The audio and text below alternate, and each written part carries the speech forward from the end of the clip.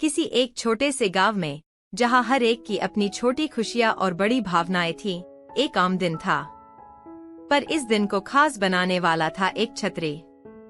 हाँ, एक आम सी छतरी जो हर किसी के घर में होती है, लेकिन इस छतरी में एक अनोखी ताकत छुपी थी। उस छतरी की कहानी सुनने से पहले हम पहले उस गांव में घूमते हैं, जहां एक दुकान से शुरू होती है यह कहानी। दुकानदार रामू अपनी दुकान की साफ सफाई करते हुए अपने आप से कह रहा था, आज का दिन कुछ अलग लग रहा है, कुछ खास होने वाला है। उसने अपनी दुकान की छवि को समेट लिया और दुकान के बाहर खड़ा हो गया। तभी एक छतरी उसके सामने झूमती हुई आई।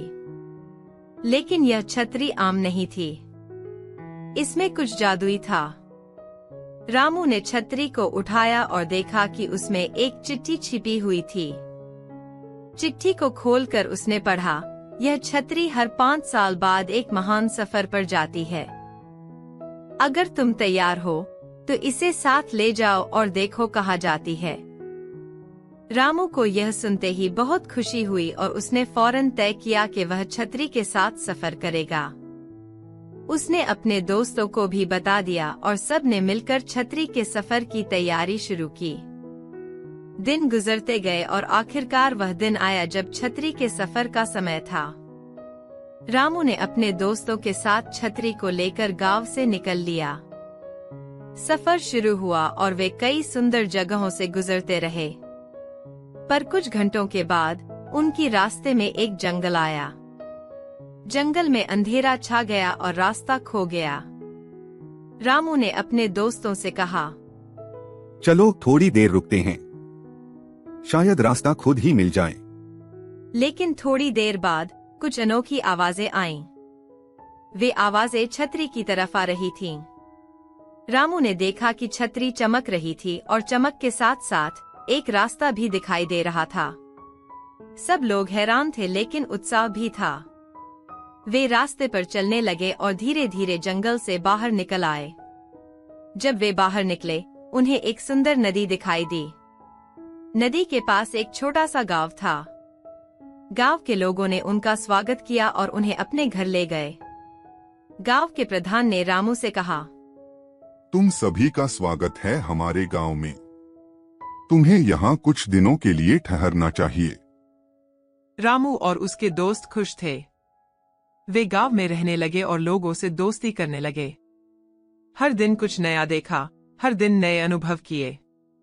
पर एक दिन जब वे छतरी की खोज में गए तो उसे वही गांव में नहीं मिला। रामू ने प्रधान से पूछा, क्या आपने छतरी को देखा है?